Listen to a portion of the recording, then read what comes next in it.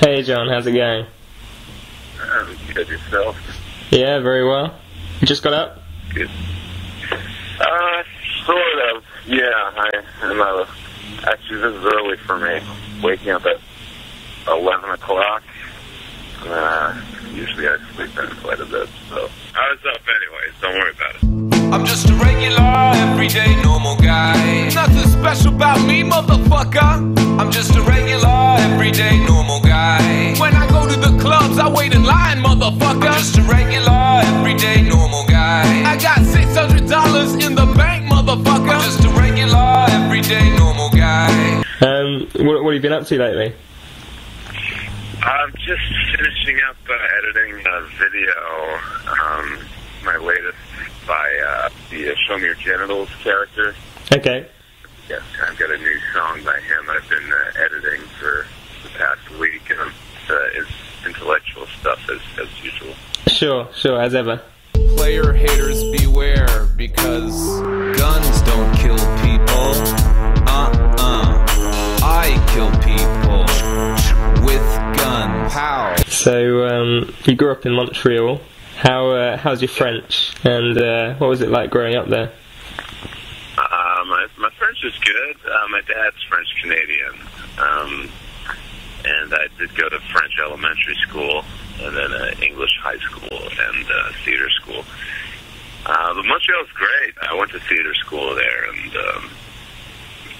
did all my schooling there, but in the suburbs of Montreal.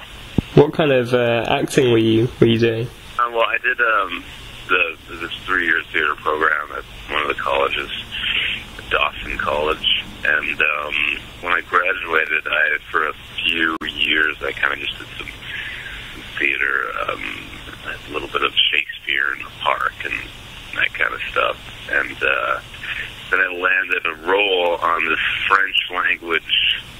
I'd call it kind of like a soap opera. I don't know what you guys call. Yeah, same. Soap operas. It's kind of like a soap opera, but it was, once a week. Not a funny show, it's just a job, So I was lucky enough to have a job acting for about 5 years. Okay. What was the hinge then? Like, how did you kind of transition into comedy? Well, it's fairly simple. I mean, I had a summer off. I was in a band for about 5 years, and the band broke up, and I had the summer off from this television show job that I had, and I always wanted to write comedy and perform comedy. It just, we never really had that much opportunity in Montreal.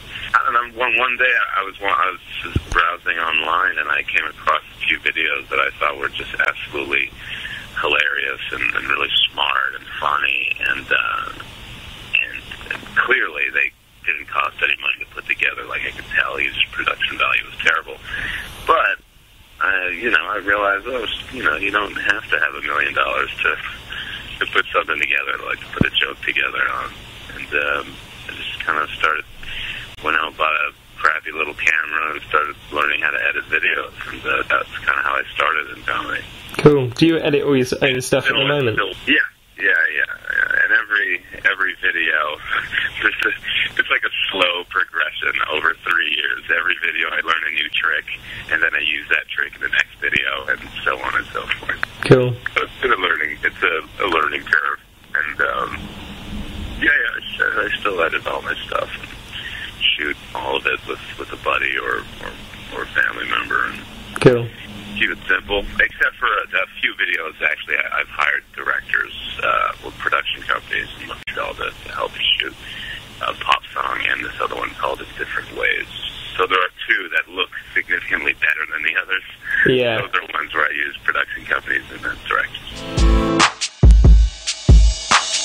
Wealthy men hired me to sing this song that they wrote for me. They're investing in this pricey music video, and they're paying to get it played on the radio. And they're gonna sell 1 million. Yes, it's gonna go platinum. 'Cause they market this song to young, impressionable, and insecure teenage girls. And your music's actually quite good. I mean, you know, on the level. And did you kind of want to do it seriously? I know you said you were in a band. What kind of music was that? Was it closest to the pop song or another one?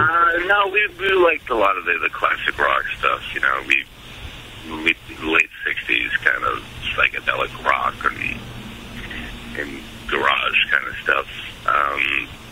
No, like the transition into like musical comedy.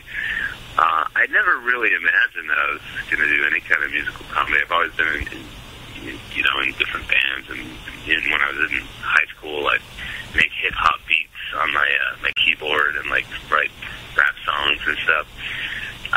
So I always kind of did it seriously, but it was just a technicality that brought me over to musical comedy, because I was shooting on such low cost equipment, low budget equipment, that my production value was terrible and the sound was horrible. But I realized when editing one video that if I were to import sound from somewhere else and I just got the images, I can actually shoot something that looks decent and sounds good. And the only way I knew how to do that was to pre-record a song and then match up the images to it. So that's when I wrote this song called High as Fuck. Have you ever watched the sun go down and you're thinking about the world spinning round? Have you ever been high as fuck?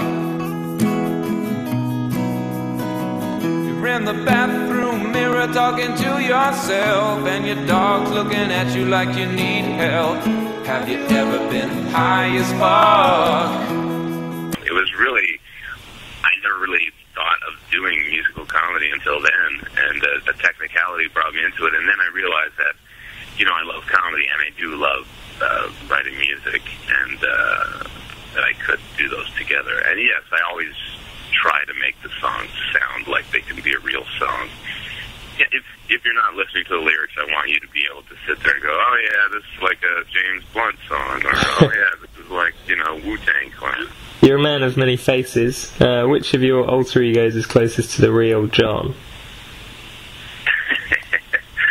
Well, I'd say everyday normal guy.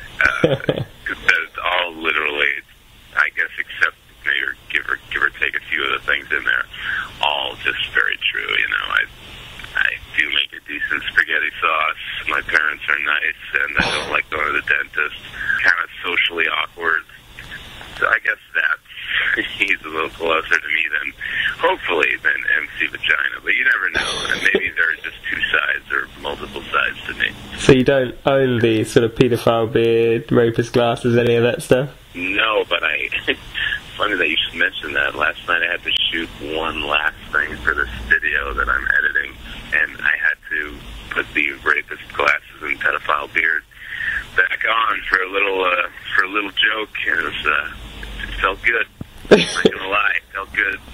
And I think it's fair to say that your comedy is pretty controversial. How do people sort of tend to react to it? I don't know. I mean, I find it hard to believe that anything is offensive nowadays, or anything is that, you know, whoa, controversial. So, you know, I just think that extremes are funny, and so I kind of write. I go for, you know, I go for rape and murder jokes as opposed to, oh, it's punching and slapping. You know, you go the extreme. I think it's kind of fun and silly. But I don't know. My mom's not allowed to watch them. Sure, yeah. Yeah, my dad watches them. He's all right. I think there's an understanding that it's comedy and everything. But yeah, for sure, I get hate mail, and I get people saying, "Whoa, you know, calm down." I get my mom wanting me to do Walt Disney movies. But so far, so good. Like, I'm surprised that, you know, more people aren't kind of complaining, I guess. I mean, your second album's called I Kill People. It must be quite difficult to be both a comedian and a serial killer, I'm guessing. No, you'd be surprised, because you tour a lot.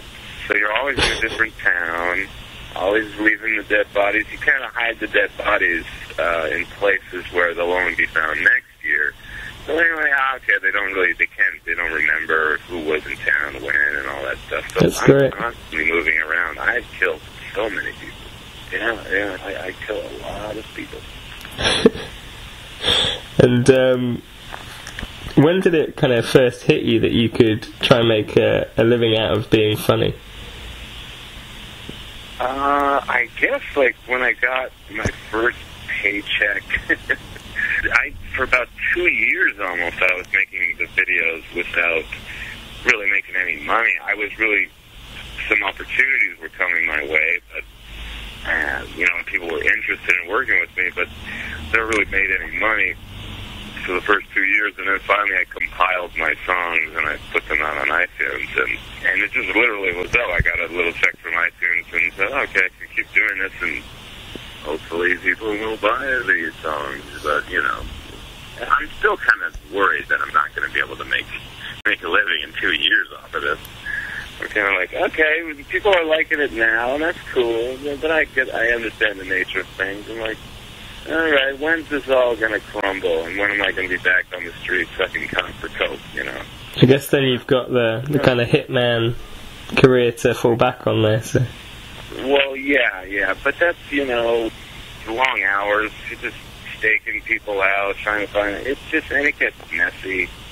I much prefer the comedy, if that works out. But I'm more efficient as a hitman. Of course, efficient as a hitman, but would prefer comedy. Do you ever find it frustrating? I've heard some comics say that it's frustrating having to be funny all the time. Do you kind of feel that pressure on you? First, I don't feel like I was never the funny guy in the group. I'm kind of like, I guess it's the kind of how I get that side of me out is I sit there and I write and I struggle over things and I put them together and it takes me weeks. But when I'm standing in a room, like my ability to be witty and funny and like I just can't even do it. So the pressure is not really there since I just know that I can't even do it. Yeah, I mean, you can pick it up just talking to you on the phone. It's kind of a bit flat, isn't it, really? And it kind of sounds like I'm half asleep, almost annoyed. It's not very entertaining whatsoever. I mean, you've got my number now. Do I need to be watching my back, or? Well, you never know. It depends what you write about me. As long as it's 1/3 good, then we're all good. Okay, 1/3. I'll aim for that. What have you got planned for the rest of this day? Is this going to be editing that video then? How sad is that? Valentine's Day. I'm going to be sitting alone in my apartment, editing a video of a guy who hates women or is extremely sexist or whatever. It's going to be a sad one. A sad Valentine's Day for me this year. Have you got a hot date lined up? Maybe come hang out. You want to hang out later? Maybe we can Skype.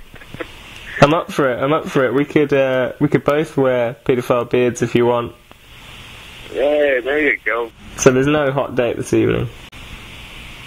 Sorry? There's no hot date for you this evening? No, man. This is what happens to me. I get concentrated. I win the affections of millions of people online, and I can't even win the affection of one girl. It's a sad story. It is sad. I'm gonna cry about it when I hang up the phone with you, but I try not to cry in front of other men.